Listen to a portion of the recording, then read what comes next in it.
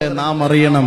ഒരുപക്ഷെ ചെറുവിട്ടൂരുമുണ്ടാവാം. എന്നെ സംബന്ധിച്ചിടത്തോളം പ്രഭാഷണവുമായി ബന്ധപ്പെട്ട് എവിടെ ചെന്നാലും അവിടെയൊക്കെ കുറെ സങ്കടങ്ങൾ വരാറുണ്ട്. അതിൽ കൂടുതലും മക്കൾക്ക് വേണ്ടിയുള്ള ദുആ ചെയ്യാനുള്ള അപേക്ഷകളും ആവലാദികളും നൊമ്പരങ്ങളുമാണ്.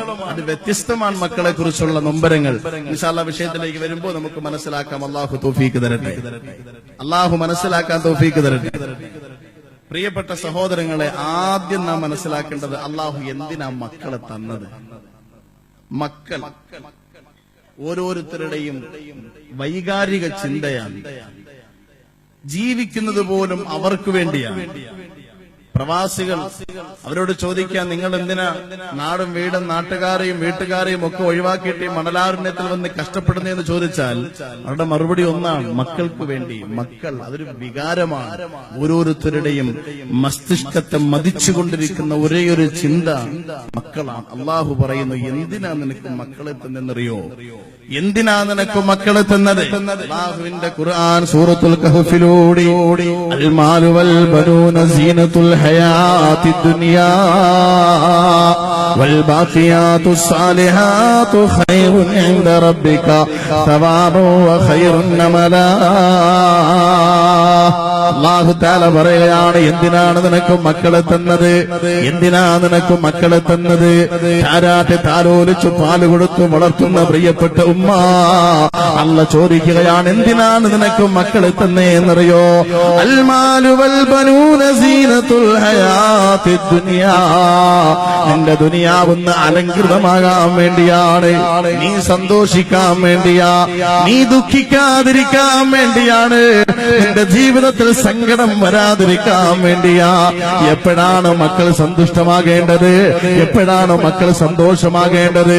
എപ്പോഴാണ് മക്കൾ ആനന്ദമാകേണ്ടത്? എന്റെ പ്രിയപ്പെട്ട സഹോദരങ്ങളെ, ഒരിക്കലും ഖുർആനിൽ പറഞ്ഞത് കുഞ്ഞുമക്കളെ കുറിച്ചല്ല, കൊച്ചുമക്കളെ കുറിച്ചല്ല ഈ പരാമർശം നടത്തിയിട്ടുള്ളത്. കാരണം കൊച്ചുമക്കൾ, കുഞ്ഞുമക്കൾ എല്ലാവരുടെയും മനസ്സിന് സ്വാതന്ത്ര്യവും സന്തോഷവുമാണ്. പാതിരാത്രിയിൽ കടയടച്ചിട്ട് ജോലിയൊക്കെ കഴിഞ്ഞ് ബൈക്കിൽ നമ്മൾ വീട്ടിൽ ചെല്ലുമ്പോ ഉപ്പമാരോടാ പറയുന്നത്, നമ്മുടെ വീട്ടിൽ ചെല്ലുമ്പോ കൊച്ചു കുട്ടികളാണെങ്കിൽ അവരുടെ ജീവിതത്തിലെ ഏറ്റവും വലിയ പട്ടുമെത്ത ഉമ്മയുടെ മടിത്തട്ടാണ്. അവരുടെ ഉമ്മയുടെ മടിത്തട്ടാണ്. അവരുടെ ഏറ്റവും വലിയ അമൃത് അമ്മിഞ്ഞ പാലാണ്.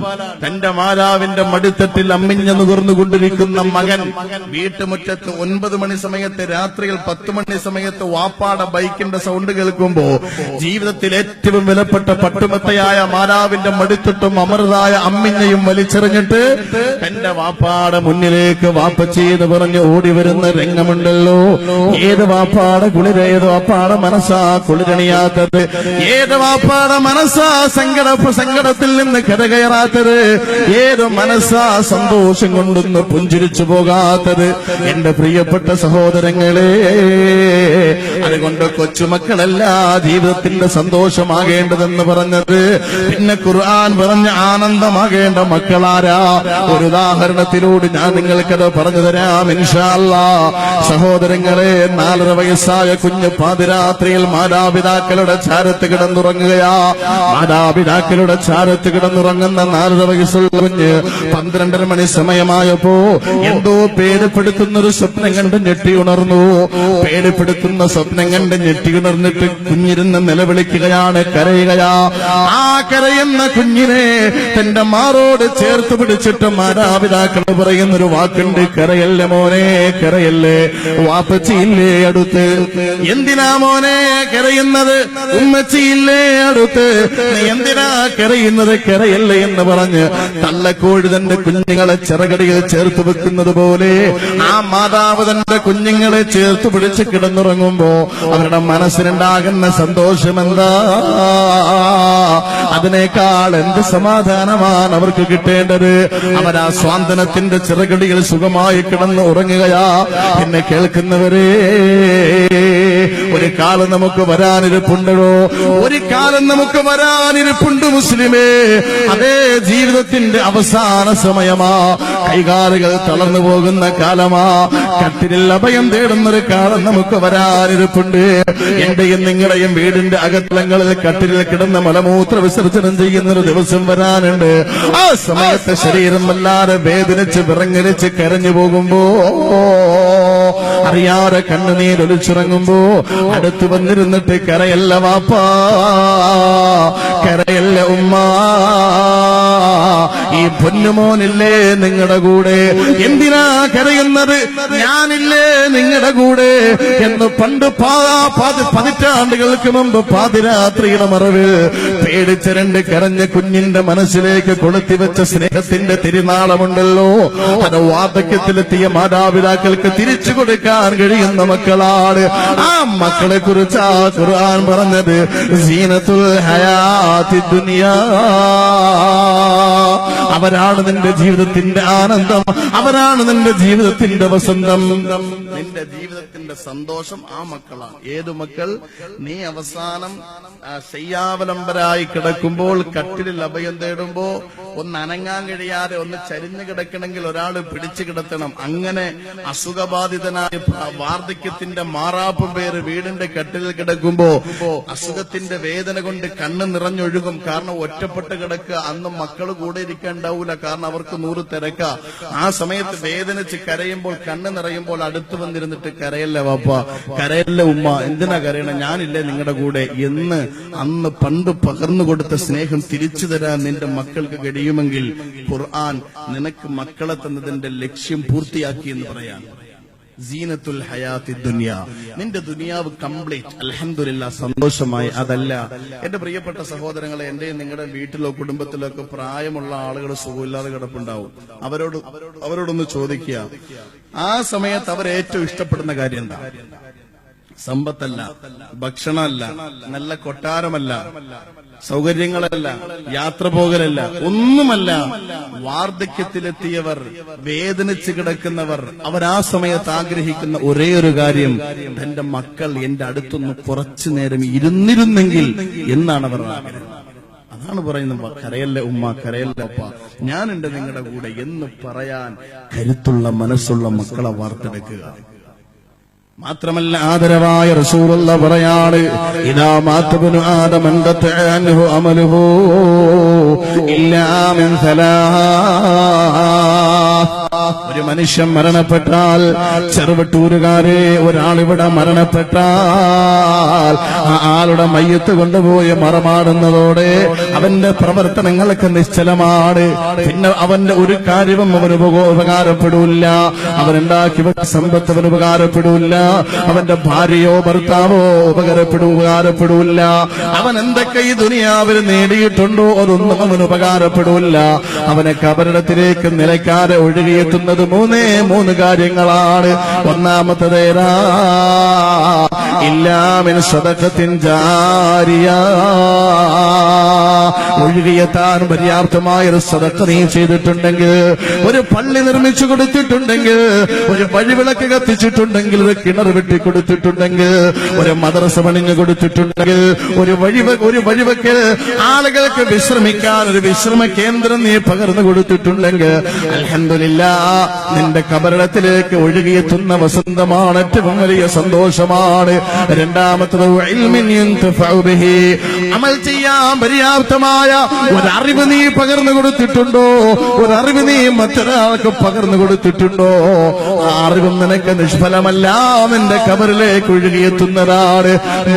മരിച്ചാലും മരിച്ചവന്റെ ലേബലിൽ അവന്റെ അഡ്രസ്സിൽ എത്തിച്ചേരുന്ന മൂന്നാമത്തെ കാര്യം എന്തെന്നറിയോ? ഔവലദിൻ സാലിഹിൻ യദ്ഊലഹു, മക്കളാണ്. അതുകൊണ്ടാ ഖുർആൻ പറഞ്ഞത് വൽ ബാഖി, ദുനിയാവിൽ നിന്റെ സന്തോഷമാണ്, വൽ ബാഖിയാത്തുസ് സാലിഹാത്ത് ഖൈറുൻ ഇൻദ റബ്ബിക സവാബൻ വ ഖൈറുൻ അമല, മരണശേഷവും നിന്റെ ഖബറിന്റെ വെളിച്ചം നിന്റെ മക്കളാണ്. ദുനിയാവിൽ മരണത്തോടുകൂടി എല്ലാം കഴിഞ്ഞു എന്ന് കരുതണ്ടാണ്. എല്ലാവരും ഇങ്ങനെ എന്താണ് നിനക്ക് സ്വത്തുള്ള, ഇന്ന ഇത്ര ഏക്കർ വസ്തുണ്ട്, ഇത്ര സമ്പത്തുണ്ട്, ഇത്ര കടമുറിയുണ്ട്, അതുണ്ട്, ഇതുണ്ട്, മറ്റതുണ്ട്, മറിച്ചതുണ്ട്, ആ പഴകഞ്ഞുണ്ട്, മണ്ണാങ്കട്ടുണ്ട്, അതൊക്കെ ഇങ്ങനെ പറയും. ആർക്കാണിത്? മക്കൾക്ക്. എന്റെ പ്രിയമുള്ള, അങ്ങനെ മക്കൾക്ക് വേണ്ടി സ്വരൂപിച്ചു വെച്ച് കാത്തിരിക്കുന്ന രക്ഷകർത്താക്കളോട് ഒറ്റ പോയിന്റ് ഞാൻ പറയാം. നിങ്ങളുടെ മരണശേഷം നിങ്ങൾ അനന്തരമായി വെച്ചുകൊടുത്തിരിക്കുന്ന സമ്പത്തിൽ നിന്ന് അതിന്റെ അവകാശികളായി നിങ്ങൾ വിട്ടേച്ചു പോയ നിങ്ങളുടെ മക്കൾ ഒരു പൈസ എടുത്ത് ഹറാമായ മാർഗത്തിൽ ചെലവഴിച്ചാൽ അതിന്റെ ശിക്ഷ പാപം നീ ഖബറിൽ കിടന്ന് അനുഭവിക്കേണ്ടി വരും. മക്കൾ ചെയ്യുന്ന ദുഷ്ഫലങ്ങൾക്ക് മാതാപിതാക്കൾ ഖബറിൽ കിടന്നനുഭവിക്കണം. വിടൂല്ല അല്ലാഹു തആല. അതുകൊണ്ടാണ് പറഞ്ഞത്, ദുനിയാവിൽ നിന്റെ ഏറ്റവും വലിയ സന്തോഷം മക്കളാണ്. നിന്റെ ഖബറിലേക്ക് നിലയ്ക്കാതെ ഒഴുകിയെത്തുന്ന ആ സദഖയുടെ പ്രതിഫലത്തിന്റെ പ്രവാഹവും നിന്റെ മക്കളാണ്. വൽ ബാഖിയാതു സ്സാലിഹാതു ഖൈറുൻ ഇൻദ റബ്ബിക സവാബൻ വ ഖൈറുൻ അമലാ. ഏറ്റവും നല്ല പ്രവർത്തനവും നിന്റെ മക്കളാ. നിന്റെ പടച്ച റബ്ബിന്റെ മുന്നിൽ നിനക്ക് ഏറ്റവും പ്രതിഫലാർഹമായ കാര്യവും നിന്റെ മക്കളാണ്. ഏത് മക്കളാ? ഔ വലദിൻ സാലിഹിൻ യദ്ഉ ലഹു. എല്ലാ മക്കളല്ല, സ്വാലിഹായ മക്കളാവണം. ഒന്ന്. രണ്ടാമത്തെ ഡിമാൻഡ് യദ്ഉ ലഹു. യദ്ഉ ലഹു. മരണപ്പെട്ടു പോയ വാപ്പയെയും ഉമ്മയെയും മറക്കാതെ അവർക്ക് വേണ്ടി ദുആ ചെയ്യുന്ന മക്കൾ. എന്റെ പ്രിയപ്പെട്ട സഹോദരങ്ങളെ, എത്ര പേരുണ്ട്, അല്ലാഹുവേ എന്റെ വാപ്പയും ഉമ്മയും ഖബറില്ല, അല്ലെങ്കിൽ എന്റെ ഉമ്മ ഖബറില്ല, എന്റെ വാപ്പ ഖബറില്ല, നീ പുറത്തു കൊടുക്കണേ അല്ലാ എന്ന് ഇന്നത്തെ ഒരു ദിവസം ഒരൊറ്റ തവണ മരിച്ചുപോയവർക്ക് വേണ്ടി ദുആ ചെയ്ത് നമ്മൾ എത്ര കൂട്ടരുണ്ട്, എത്ര പേരുണ്ട്? ഇല്ല. അത് ചെയ്യുന്നവർ പാവപ്പെട്ട ഉസ്താദുമാര് മാത്രം. ഓരോ വഖത്ത് നിസ്കാരത്തിന് ശേഷവും പാവങ്ങൾ മിറാബിനകത്തിരുന്ന് പറയും, അല്ലാഹുമ്മ ഗ്ഫിർ ലനാ വർഹംനാ വലിവാലിദീന. അല്ലാഹുവേ ഞങ്ങൾക്ക് ഞങ്ങളുടെ മാതാപിതാക്കൾക്ക് നീ പുറത്തു കൊടുക്കണേ, ഇവിടെ നീ കരുണ ചെയ്യണേ അല്ലാ. അതല്ലാത്തവരാരുണ്ട്? എത്ര പേര് ഈ സദസ്സിൽ ഇവിടെ ഒഴുകിയെത്തി? എന്റെ സഹോദരങ്ങളോട് ഞാൻ ചോദിക്കട്ടെ, നമ്മളിൽ എത്ര പേർക്ക് ഇന്നത്തെ ഒരു ദിവസം, ഇന്നലെ പോട്ടെ നാളെയും മാറ്റിവെക്കാം, ഇന്നത്തെ ഈ ഒരു ദിവസത്തിൽ ഒരൊറ്റ തവണയെങ്കിലും അല്ലാഹുവേ എന്റെ മരണപ്പെട്ടു പോയ മാതാപിതാക്കൾക്ക് പൊറുക്കണേ അല്ലാ എന്നൊന്ന് ദുആ ചെയ്ത എത്ര പേരാ മക്കളെ ഈ സദസ്സിലുള്ളത്? അതുകൊണ്ട് ഇനി വരുന്ന ജനറേഷനും അങ്ങനെ തന്നെയാണ്. നമ്മൾ പാലോട്ടി വളർത്തിയെടുക്കുന്ന മക്കളില്ലേ ഉമ്മ, താരാട്ടി താലോലിച്ച് വളർത്തുന്ന മക്കളില്ലേ പെങ്ങളെ, അവര് നിന്നെ മറക്കുകയാണെങ്കിൽ എന്തിനാണ് ഉമ്മ താരാട്ടിയത്? എന്തിനാണ് താലോലിച്ചത്? എന്തിനാണ് ഉറക്കം നഷ്ടപ്പെടുത്തിയത്? മക്കളെ വളർത്തുന്നെങ്കിൽ അല്ലാഹുവിന്റെ ഖുർആൻ പറഞ്ഞ മക്കളാക്കി വളർത്തണേ. അതിന്റെ ഏതാണ്ട് 80% ഉത്തരവാദിത്വം എന്റെ പെങ്ങന്മാരെ നിങ്ങൾക്കാണ്. നിങ്ങൾക്കാ മക്കള് വഴിപിഴച്ചു പോയാ അതിന്റെ ഉത്തരവാദിത്വം ബഹുഭൂരിഭാഗവും ഏറ്റെടുക്കേണ്ടത് എന്റെ സഹോദരിമാരെ നിങ്ങളാണ്.